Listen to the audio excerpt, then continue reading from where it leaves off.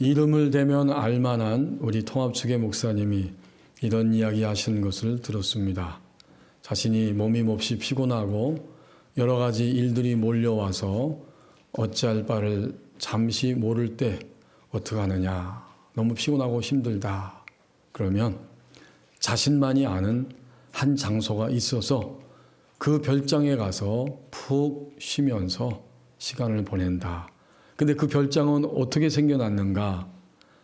알고 있는 자신의 어떤 집사님 한 분이 목사님은 언제든지 쉬실 때가 필요하면 이곳에 와서 쉬십시오라고 열쇠를 아예 통째로 넘겨줬기 때문에 24시간 언제든지 자신만이 아는 그 장소에 가서 쉴 수 있게 되었다. 그런 이야기였습니다.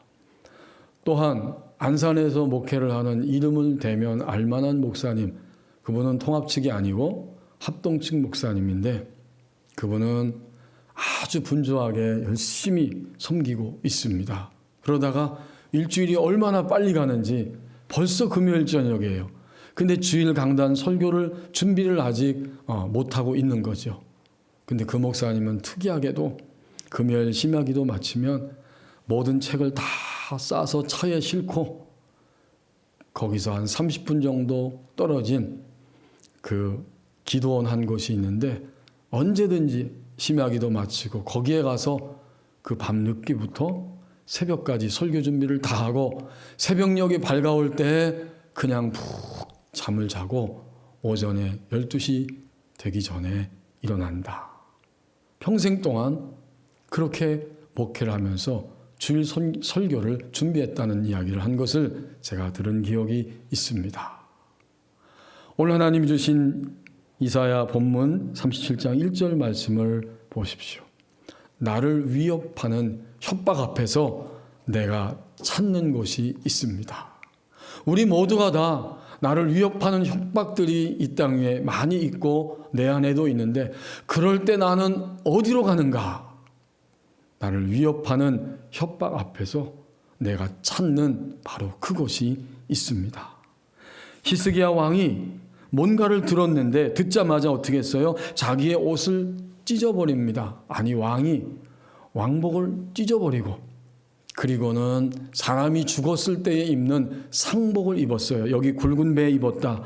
슬픔과 애통과 고통의 마음을 상징하는 이 굵은 배옷 상복을 갈아입었습니다. 도대체 이 히스기야는 어떤 이야기를 들었길래 이렇게 행동하게 되는가? 그것은 그 앞에 22절에 보면 그때에 hil기야의 아들 왕궁 맡은 자 엘리야김, 서기관 셈나, 아삽의 아들 사관 요한, 이게 다 히스기야 왕의 국내 대신들인데 그들이 자기 옷을 찢고 히스기야에게 나가서 랍사게의 말을 그에게 왕에게 전하니라. 그렇군요. 히스기야 왕이 아수르 강대국의 신하 아수르 왕이 파견한 랍사게라고 하는 사람의 말을 전해 듣자마자 옷을 찢고 고통 속에서 그는 굵은 베옷을 갈아입게 되었습니다. 어떤 사건이 일어난 것입니까?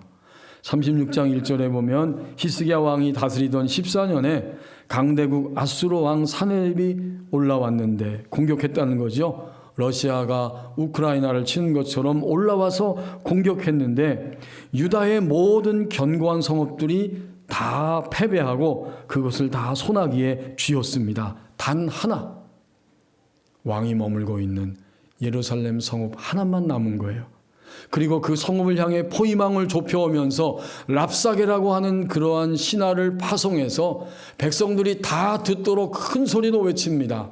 이 36장 전체가 그런 내용이에요. 너희는 항복하라. 너희는 투항하라. 혹시 너희가 믿는 하나님이 너희를 구할 거다라고 말하는 히스기야 왕의 거짓된 말에 속지 말아라. 아수르 왕이 우리가 섬기는 왕이 어떤 왕인데 그 어떤 나라의 신들도 우리를 이길 수는 없었다. 그러니 너희는 항복하라. 이 소식을 듣게 된 것입니다. 이제 본문 1절로 돌아와서 그렇게 위협하는 협박의 소리를 들었어요. 옷을 찢고 상복을 갈아입고 애통해합니다. 여기서 히스기야의 마지막 행동이 나오죠. 1절 하반절입니다. 그렇게 그 말을 듣고 슬퍼하고 고통스럽고 두려운 마음으로 있었는데 어떻게 했어요? 여호와의 전으로 갔고. 그렇군요. 이것저것 생각할 겨를 없이 그는 그 소식을 듣고 너무 애통하고 힘들어서 자기의 몸을 움직여서 여호와의 전을 향해 갔다는 것입니다. 성도 여러분, 우리도 나를 위협하는 협박들이 있죠. 나의 내면에도 있고 나의 바깥에도 있습니다. 이러한 것이 들려질 때 내가 찾는 곳이 있습니다. 2절에서 4절 말씀입니다. 모든 것을 멈추고 모든 것 대신은 하나님을 취하는지 하나님을 붙잡는지를 보는 시험대에 우리는 서 있는 것입니다. 2절에 보면 그 히스기야 왕을 비롯해서 모든 국내 대신들도 함께 옷을 찢고 굵은 베옷을 입었습니다. 그리고는 그 당시에 하나님과 유일하게 동행하고 있다고 알려지고 또 증거가 되는 아모스의 아들 이사야 선지자에게 이 신하들을 보내게 됩니다. 그리고 3절에 보니까 이 히스기야가 자신의 현재의 상황, 옷을 찢으면서 상복을 입을 수밖에 없는 현재의 상황을 낱낱이 진술하면서 세 가지 명사를 사용해서 반복적으로 표현하고 있습니다. 3절에 보면 그들이 이사야에게 이르되 하면서 히스기야 왕의 말을 전하라는 거죠. 히스기야의 말씀에 오늘은 그렇군요. 21세기를 살아가는 오늘은, 그리고 2022년 3월 6일 오늘은 나에게 있어서, 우리나라에게 있어서 어떤 날이냐? 환난과 책벌과 능욕의 날이라. 이게 상황입니다. 상황. 지금 내게 주어진 상황은 이런 날들이고 이런 시간을 나는 살아가고 있다. 환난이라고 표현했는데 이 환난이라는 단어 속에는 옴짝달싹할 수 없는 비좁은 환경 속에서 꼼짝하지 못한다, 이런 뜻이 담겨있는 단어가 환난이에요. 그야말로 유다의 모든 땅이 다 정복당했고 자기와 백성들이 살고 있는 단 하나의 성읍 예루살렘만이 남아있는데 여기서 나갈 수도 없고 가만히 평안하게 있을 수도 없고 포위망은 점점 좁혀져 오고 있기 때문에 환난입니다. 오늘 이 지구촌은 코로나19라고 하는 그런 환난, 변이, 그것으로 인해서 많은 사람들이 감염되면서 마음껏 활동할 수 없는 비좁은 환경, 그 통로 속에 갇혀 있는 거예요. 그리고는 내가 할 수 있는 것이 아무것도 없기 때문에, 이 포위망을 뚫을 만한 힘도 없기 때문에 히스기야는 거기에서 무력감을 느끼고 있는 겁니다. 그 단어가 환난이에요. 그 다음 뭐예요? 책벌. 이건 징벌이라는 거죠. 그렇게 포위망이 좁혀오고 아무것도 할 수 없는 무력감 앞에서 히스기야는 깨닫습니다. 내가 하나님의 말씀을 믿지 않았구나. 하나님의 말씀보다 다른 것을 더 내 마음에 크게 생각하고 그쪽을 향해서 내가 움직였구나. 이게 랍사게의 입을 통해서도 증명이 되고 있어요. 여러분 36장 6절에 보면 이 랍사게가 백성들을 위협하는 말들을 쏟아놓으면서 6절에서 이렇게 말하고 있습니다. 보라, 내가 너희 히스기야 왕 내가 애굽을 믿는도다. 그것은 상한 갈대 지팡이와 같은 것이라. 사람이 그것을 의지하면 손이 찔리리니 애굽 왕 바로는 그를 믿는 모든 자에게 이와 같으니라. 아수르가 막 쳐들어온다고 할 때 히스기야의 마음 깊숙한 곳에는 그래도 우리는 애굽과 조약을 맺고 애굽을 의지해야 할 것이야. 그래서 이 위기에서 벗어날 수 있어 라고 생각하고 있고 그렇게 계획하고 있었던 것인데 막상 아수르가 코앞에 닥쳐오니까 오늘 이 3절 말씀에서 오늘은 내게 있어서 징벌의 날입니다. 내가 진작 하나님을 전적으로 의지하지 않고 있었습니다. 라고 자신의 죄악됨을 지금 깨닫고 있는 거예요. 세 번째는 능욕의 날이라. 그렇죠. 이 랍사게가 36장에서 한 말을 보면 아수르 왕이 섬기는 우리의 신이 어떤 적군도 다 물리쳤기 때문에 여호와라고 하는 신도 우리의 군대 앞에서는 이길 수가 없다라고 하나님의 이름을 모독하는 거예요. 능욕은 신성모독입니다. 그러니까 오늘은 환난이요 징벌이요 능욕의 날입니다. 나는 태어나서 오늘 이 시간에 이런 시간들을 지금 지나가면서 여기에 무기력하게 있습니다. 그리고 그 모든 것들을 표현하면서 그 당시에 사람들이 객관적으로 사용하던 격언 같은 게 있는데 바로 3절 하반절에 나오는 말이죠. 아이를 낳으려 하나 해산할 힘이 없음 같도다. 산모가 아이를 출산할 때에는 순산하는 경우도 있고 난산하는 경우도 있어요. 아무리 산모가 힘을 써도 아이가 하나님의 생명이 출산되지를 않습니다. 우리 교회 오늘 영유아부 예배를 다시 시작했지만 우리 교회의 귀한 생명들은 제가 알기로는 다 금방 순산했다고 들었어요. 그 산모들이 참 축복입니다. 하지만 난산하는 중에 아이를 낳지 못해서 난산의 질고를 겪고 있음과 같도다. 히스기야가 예루살렘 단 하나의 성 안에서 갇혀서 이렇게도 저렇게도 할 수 없는 그 처절한 고통과 두려움과 협박 앞에 지금 있다는 것을 이렇게 정리해주고 있습니다. 이게 뭐예요? 상황입니다. 오늘 예배하는 우리들은 환난과 징벌과 능욕의 상황 속에 있을지도 모릅니다. 다른 사람에게 얘기할 수는 없지만 내가 알고 있는 나의 인생의 이 사정은 너무나 고통스럽고 곧 다가올 무서운 일들 때문에 어찌할 바를 모르겠다. 그렇게 이 시간들을 보내고 있을지도 모릅니다. 이것이 히스기야의 상황이라면 나의 상황입니다. 우리 교회 지구촌의 상황일 수도 있습니다. 그러나 4절에 보면 히스기야는 이 상황에 머물러 있지 않고 믿음의 다리를 두드리면서 그 믿음의 다리를 통해 건너가고자 합니다. 4절이 그 말이에요. 당신의 하나님 여호와께서 저 랍사게의 말을 들으셨을 것입니다. 그가 아수르 왕의 보냄을 받고 하나님을 회방했기 때문에 당신의 하나님 여호와, 이사야 선지자에게 이렇게 전한다는 거죠.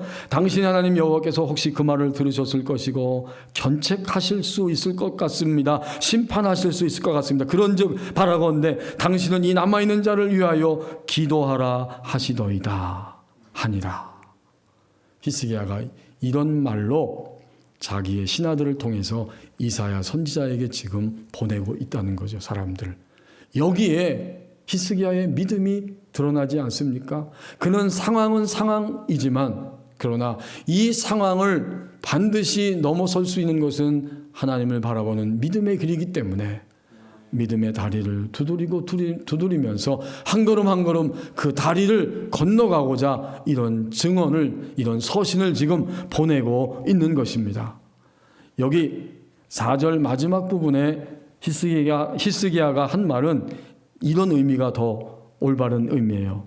그러니까 당신은 이 남아있는 자를 위하여 기도하라 하시더이다, 이 말보다는 당신은 기도를 들어 올리실 것입니다. 이게 본래 표현이에요. 다시 말하면 내가 이 서신을 보낼 때 하나님의 사람인 이사야 당신은 이것을 보고 당신의 기도를 들어서 하나님께 올리실 것입니다. 그렇군요. 나도 기도하지만 여호와의 전으로 갔지만 하나님과 늘 동행하고 있는 하나님의 사람 선지자 이사야 당신께서는 반드시 이 모든 상황을 하나님께 들어서 기도로 올리실 것입니다. 이게 뭐예요? 믿음의 다리를 건너고 있는 히스기야의 모습입니다. 그렇습니다. 우리는 상황이 있고 그 다음에 상황을 건너는 믿음의 다리도 믿는 자들에게는 앞에 준비되어 있습니다. 어떻게 할 것인가? 여러분, 랍사게는 항상 있어요.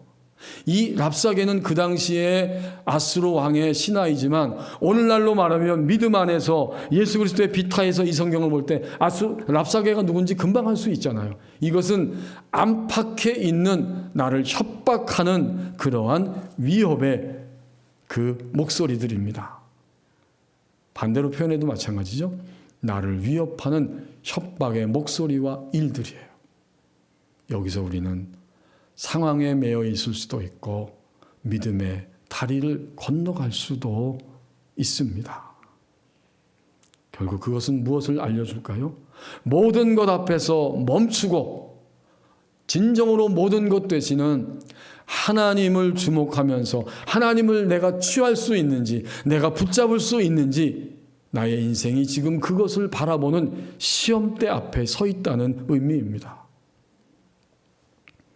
팀 켈러 목사님이 내가 만든 신에서 이런 재미난 표현을 해주고 있습니다. 창세기 29장 25절에서 30절 말씀까지 해보면 야곱이 드디어 집에서 살지 못하고 어쩔 수 없이 떠나서 삼촌의 집 라반의 집에서 땀 흘리면서 7년 동안 애쓰고 수고했더니 드디어 약속대로 삼촌이 딸과 결혼을 하게 합니다. 이제 혼인식을 올리고 예식을 다 지나고 아침에 이제 일어나서 눈을 떠보니까 자기가 사랑하는 여인 라헬이 아니라 아침에 눈을 떠보니까 레아였어요. 속은 거지요. 얼마나 그 라헬을 사랑했는지 7년 동안 그 고된 일을 하면서 7년을 어떻게 했다고요? 며칠처럼 여겼더라. 사랑의 힘이 이만큼 놀랍습니다. 그래서 철석같이 삼촌을 믿고 결혼식을 올리고 신혼 첫날 밤을 지내고 아침에 눈을 떠보니까 라헬이 아니라 레아였습니다. 그래서 이 본문을 가르쳐서 이 팀 켈러 목사님이 이런 제목을 달았어요. 아침에 보면 늘 레아다. 무엇이? 우리의 인생이. 그럴 때가 많다는 거예요. 이 라반 삼촌은 고약합니다. 야곱이 일어나서 항해하니까 언니를 먼저 주는 것이 우리 지방의 풍습이다. 너는 7일을 맞아 채우고 그리고 나를 위해서 또 7년 동안 몸값을 해야 된다. 그러면 라헬을 너에게 주겠다. 그래서 도합 14년 동안 그는 정말 눈 붙일 겨를도 없이 애를 쓰면서 자신의 인생의 시간들을 지나간 것을 성경이 보여주고 있습니다. 그런 거로 우리도 아침에 눈을 떠보면 늘 레아다. 내가 소망하고 기도하고 기다렸던 것과는 전혀 다른 일들이 자주자주 일어나면서 나를 지치게 하고 나를 힘들게 하고 나를 피곤하게 하고 복잡스럽게 한다. 이것이 그리스도인의 일상이라는 거죠. 그런데 여기서 당신은 어떻게 반응하겠습니까? 4가지의 반응이 있다는 거죠. 팀 켈러 목사님이 이렇게 설명합니다. 첫째 반응은 당신을 실망시킨 그 대상을 탓하며 더 나은 대상을 향해 옮겨갈 수 있다. 이것은 우상 숭배를 지속하는 영적 중독의 길이다. 둘째로 자신을 탓하며 이렇게 자책할 수 있다. 어차피 나는 실패자야. 남은 인생도 제대로 살 수가 없을 거야. 다른 사람들은 다 행복해 보이는데 왜 나만 불행한지 모르겠어. 나한테 뭔가 문제가 있는 거야 라고 자기 혐오와 수치의 길을 간다. 두 번째 반응이 이거지요. 세 번째는 세상을 탓하며 인간이 쌓아놓은 모든 이성과 그런 것들에 대해서 다 싸잡아서 저주할 수 있다. 그러면 어떻게 되냐? 그 사람은 항상 냉소적이고 완고해지고 공허해진다. 이런 길을 선택한다는 거죠. 그리스도인들도. 마지막 4번째는 무엇이냐? 그것은 당신의 삶의 초점 전체를 하나님 쪽으로 조정할 수 있다. 그리고 C.S. 루이스의 이야기를 인용해서 이렇게 말합니다. 이 세상의 어떤 경험으로도 채울 수 없는 갈망이 내 안에 있다면 가장 개연성 있는 설명은 내가 다른 세상을 위해 곧 초월적이고 영원한 그 무언가를 위해 지어졌다는 것이다. 다른 어떤 것들이 다 내게 만족해질지라도 내 안에 있는 갈망은 하나님만이 채우실 수 있습니다. 그래서 오늘 이 상황 앞에서 믿음의 다리를 건너는 사람은 결국 4가지 중에 어디를 선택할 것인가? 여러분이 아시겠죠? 모든 초점을 하나님께, 하나님 쪽으로 조정할 수 있다. 그렇습니다. 모든 것 되시는 하나님을 내가 취하는 인생인지 이것을 볼 수 있는 시험대 앞에 우리는 서 있습니다. 이제 마지막 5절 말씀을 보십시오. 하나님이 주시는 결말을 확인하며 사는 것이 살아있는 신앙입니다. 5절에 그리하여, 이 말은 이 모든 사건의 상황과 또 믿음의 다리를 건너는 결말을 나타내는 단어입니다. 그리하여 드디어 어떻게 했어요? 히스기야 왕의 신하들이 이사야 선지자를 향해 나갔다는 것입니다. 우리는 하나님을 믿으면서 결말을 종종 확인해야 됩니다. 작년 21년의 결말을 확인하지 못한 것들이 있어요. 제 자신에게도 있습니다. 그렇다면 22년에는 우리가 기도하고 기대하고 기다렸던 것들, 이런 것들을 하나님이 어떻게 결말지어 주시는지 이것을 확인하는 시간이 되어야 합니다.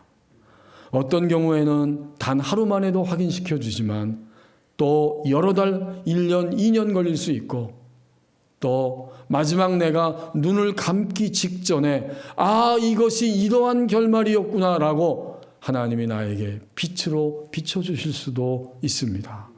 하지만 우리는 오늘 살아있는 동안에는 더 간절히, 더 신실하게 하나님께 우리의 결말을 늘 확인하는 그런 자리에 있어야 합니다. 하나님이 결말을 주시는 거죠. 이 37장 하나님 오늘 5절까지 말씀하셨는데 그 나머지 장들을 쭉 끝까지 읽어보면 하나님이 주시는 결말이 계속해서 나옵니다. 먼저 6절과 7절 말씀해 보면 이사야가 당장에 그들을 맞이하고 그 글을 읽고 이렇게 말하는 겁니다. 너희는 너희 주에게 이렇게 말하라. 왕에게 말하라. 여호와께서 아수르 왕의 종들이 나를 능욕한 말을 내가 들었고 그러나 너희는 그것 때문에 두려워하지 말라. 7절에 보면 내가 한 영을 그의 속에 두리니 그 악한 영을 통해서 소문을 듣고 고국으로 돌아갈 것인데 그를 고국에서 칼에 죽게 하리라 하셨느니라. 이 결말을 하나님이 보여주시는 거예요. 하지만 그 결말을 들었음에도 불구하고 아수르는 더 등등하게 기세를 부립니다. 또다시 위협하는 거예요. 그것이 8절에서 13절까지의 말씀인데 아수르 왕이 이렇게 말하고 있습니다. 11절에 보면 아수르 왕들이 모든 나라에서 어떤 일을 행하였으며 그것을 어떻게 멸절시켰는지 내가 들었으리니 내가 구원을 받겠느냐? 너는 구원을 받을 수 없다. 내가 물리친 모든 왕들처럼 너도 분명히 패배할 수밖에 없다라고 또다시 위협해 오는 거예요. 그렇습니다. 우리는 결말을 깨닫고 약속으로 얻었지만 우리가 사는 시간들 속에서 또다시 랍사개와 같은 것들이 나에게 찾아오게 되고 위협을 하게 되는 거예요. 그때 어떻게 하면 좋을까요? 오늘 14절에서 20절에 보면 히스기야는 계속해서 하나님을 신뢰합니다. 14절에 히스기야가 그 글을 손에 받아보고 여호와의 전에 올라갔고 그 글을 여호와 앞에 펴놓습니다. 그리고 20절에 보면 하나님 여호와여 이제 우리를 그의 손에서 구원하사 천하만국이 주만이 여호와이신 줄을 알게 하옵소서. 또다시 신뢰하는 거예요. 하나님은 그걸 보고 계세요. 끝까지 신뢰하는지 하나님 우리 인생 가운데 그것을 바라보고 계십니다. 그때 계속해서 신뢰하니까 이번에는 하나님이 이사야 선지자를 통해서 다시 한번 하나님의 손길이 미칠 것이라고 전해 주십니다. 그것이 21절에서 길게 34절까지의 내용인데 34절에 이렇게 결정적으로 말씀합니다. 그가 아수르 왕이죠. 오던 길 곧 그 길로 돌아가고 이 성에 이르지 못하리라. 나 여호와의 말이니라. 그렇죠. 내가 내 종 다윗을 위하여 이 성을 보호하고 구원할 것이다 라고 35절까지 해서 말씀하고 계십니다. 이게 지금 우리가 하나님을 믿고 걸어가는 여정을 그대로 보여주고 있죠. 우리는 믿음의 길을 건너갔고 결말이 있을 거라는 마음의 확신을 갖고 하나님이 그런 사인을 주셨지만 아직은 변한 게 아무것도 없어요. 오히려 또다시 아수르 왕과 랍사게가 기세등등하게 우리의 삶에 다시 공격해 옵니다. 하지만 우리가 눈을 떠서 진정으로 하나님을 바라보며 오늘 히스기야 왕처럼 계속적인 신뢰를 보냅니다. 그러면 하나님은 이사야 선지자를 통해서 승리를 다시 확인시켜 주시는 것처럼 우리의 삶에 승리를 확인시켜 주십니다. 이것이 지금 예수님 믿고 난 다음에 1년, 2년, 5년, 10년, 20년, 30년 동안 나에게 하나님이 계속적으로 결말을 보여주시고 보여주신 사건들이에요. 여러분이 최근에도 그런 경험을 하셨습니까? 나는 도저히 이해할 수 없는데, 나는 다만 답답하고 절망하고 근심만 하고 있었는데 조금 지나니까 하나님이 뚜껑을 딱 열어서 새로운 환경으로, 새로운 사람들이 있는 곳으로 나를 인도하셨어요. 가보니까 또 답답한 거예요. 또 그런 일들이 일어나고 있어요. 하지만 하나님은 전혀 예상하지 못하고 있었는데 또다시 반전의 역사를 우리에게 보여주십니다. 이게 결말이죠. 우리의 인생은 하나님 주신 결말을 지속적으로 확인하면서 살아가는 것이고, 그때마다 우리는 죽은 신앙이 아니라 살아있는 신앙의 사람으로 이 땅 위에 존재할 수 있게 됩니다. 이제 최종적 결말을 확인해 보십시다. 이사야서 37장 마지막 부분이죠. 36절에서 마지막 38절에 이런 이야기가 나옵니다. 여호와의 사자가 나가서 아수르 진중에서 18만 5천인을 쳤으므로 아침에 일찍이 일어나 본즉 시체뿐이라. 이에 아수르의 사네립 왕이 떠나 돌아가서 니느웨에 거주하더니 자기 신 니룩스의 신전에서 경배할 때에 그의 아들 아드람멜렉과 사라셀이 그를 칼로 죽이고 아라라 땅으로 도망하였으므로 그의 아들 에살핫돈이 이어 왕이 되니라. 이게 최종적 결론이에요. 히스기야 왕 시대. 하나님의 사자가 18만 5천 명의 아수르 군대를 하루 저녁에 다 쳐버린 것입니다. 러시아의 군대를 하나님이 이렇게 꼼짝하지 못하도록 한 사람에 의해서 지금 지구촌 전체가 힘들잖아요. 하나님의 사자가 이렇게 러시아 푸틴과 그 모든 군대를 이렇게 묶어주셨으면 좋겠다라는 그러한 믿음의 생각과 기도가 저는 설교를 준비하면서 제 마음 가운데 드려졌어요. 하나님이 하시고자 하면 하루 저녁이면 단 1초면 충분합니다. 하나님이 이렇게 하신 거예요. 그리고 세세히 하나님이 이 사건을 기록하게 하시면서 다 자기 병사들이 시체가 되니까 아수르 왕 사네립은 떠나서 돌아갈 수밖에 없고 니느웨에 거주하면서 자기가 섬기는 그토록 자랑했던 자기의 신 니룩스의 신전에서 경배하고 있는데 비참하게도 아들들이 들어와서 아버지를 죽이게 됩니다. 이런 결말이 일어났던 것입니다. 아마도 히스기야는 이러한 사실을 충격 속에서 감격 속에서 들었을 것이고 보았을 것입니다. 일단 다 아수르 군대가 시신으로 변해 있으니까 너무 충격적이고 감격적이었겠죠. 오늘 성경을 읽는 우리들은 이 사실을 이렇게 이 결말을 지금 확인하고 있습니다. 그렇습니다. 2022년이 다 가기 전에 우리는 내게 주신 결말, 무엇을 기도하고 바라보며 나가든지 하나님이 이것을 통해서 나를 어떻게 교정하시고 나를 어떻게 치유해 주시고 나를 어떻게 자유하게 하시고 지혜롭게 하시고 겸손하게 하시고 온유하게 하시고 담대하게 하셔서 언제나 즉시로 하나님의 얼굴만을 바라볼 수 있는 이런 사람이 되게 하시는지 남아있는 2022년의 시간들이 기대가 됩니다. 소망이 됩니다. 반드시 하나님이 주시는 결말을 확인하는 것이 살아있는 신앙입니다. 결국 하나님은 우리에게 어떤 결말을 주시는가? 성경을 처음 기록하고 인간을 창조할 때부터 하나님 주신 결말을 기록해 놓았죠. 그것은 바로 축복입니다. 창세기 1장 28절에서 하나님은 인간을 창조하시면서 이런 말씀을 전해주고 있습니다. 27절 28절에 하나님이 자기 형상 곧 하나님의 형상대로 사람을 창조하시되 남자와 여자를 창조하시고 하나님이 그들에게 복을 주시며 하나님이 그들에게 이르시되 생육하고 번성하고 땅에 충만하라 땅을 정복하라 바다의 물고기와 하늘의 새와 땅에 움직이는 모든 생물을 다스리라 하시니라. 하나님이 주시는 결말은 인간을 창조하시면서 복을 주시고자 하시는 것이 하나님의 결말입니다. 그러니까 인간을 자기 형상대로 창조하시고 하나님이 복을 주시면서 축복하신 거예요. 땅을 정복해라. 땅의 모든 것들을 관리하는 선한 청지기로 다스리면서 축복된 인생을 살아가라. 미국의 조엘 오스틴 목사님이 긍정의 힘이라고 하는 책을 썼죠. 그분은 아버지의 뒤를 이어서 자신이 목회를 하게 되었는데 담임 목회자가 되었을 때 교인들과 이러한 언약을 했다고 합니다. 우리는 앞으로 우리 교회 공동체는 서로 축복하는 축복의 공동체가 됩시다. 그리고 이렇게 말합니다. 우리 교회에서는 모두가 서로를 축복한다. 만날 때마다 축복 기도해주고 축복의 말을 해주고 축복이 될 수 있는 격려들만을 나눈다. 우리는 축복만 하겠다. 그렇게 결심하고 교회를 섬기기 시작한 거죠.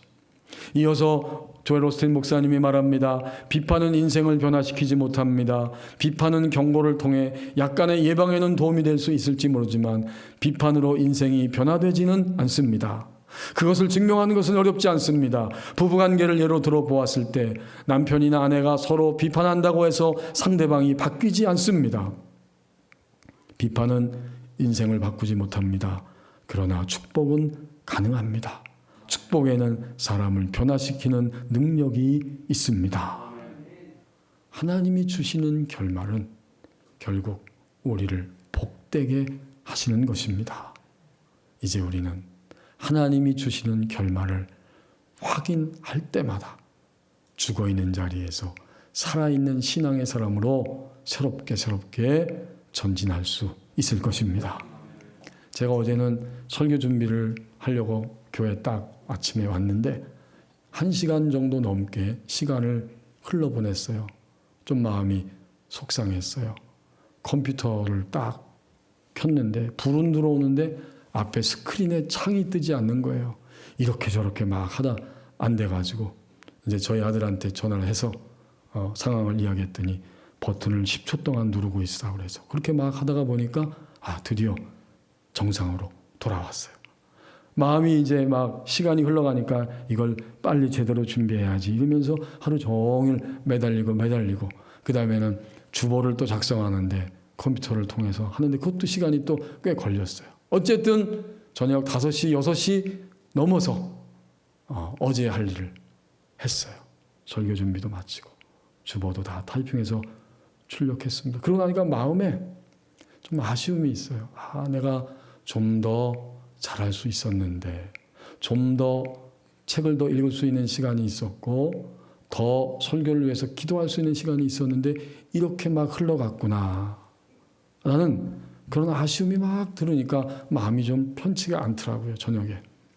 근데 갑자기 하나님이 제 마음에 아주 부드럽게 하나님의 말씀을 생각을 통해서 싹 집어넣어 주시는데 이렇게 생각을 주시는 거예요. 나를 바라보면 언제나 그날은 헛되지 않은 날들이다. 저는 굉장히 위로가 됐어요. 나를 바라보면 언제나 그날은 헛되지 않은 날들이다. 여러분 당연한 말인데도요. 그 말이 얼마나 제가 위로가 되는지 다시 마음에 기쁨과 평안이 흘러넘치기 시작했어요. 그 순간에 두 번째 깨달음이 옵니다. 아니 그렇다면 내가 납작의 위협과 압박이 있든지 없든지 성공의 시간을 가든지 실패의 시간을 가든지 만약에 성공의 가도를 달리고 있다고 할지라도 하나님을 바라보지 않는다면 그날은 아무리 성공했어도 헛된 날이다. 이게 두 번째 깨달음이에요. 그렇습니다.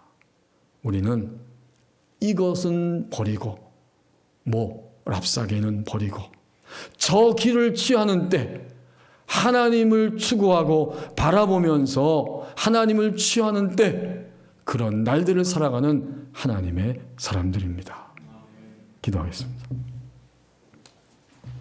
우리 한 1분 동안만 기도하기를 원합니다. 위협하는 협박, 그때 나는 내가 찾는 곳이 있습니다. 무엇을 찾고 있는가? 모든 것 되시는 하나님을 취하고 있는지 그것을 바라보는 나의 인생의 시험대입니다. 이제 하나님 주시는 결말을 확인하며 살아있는 믿음의 길을 가기를 원합니다. 함께 기도하겠습니다.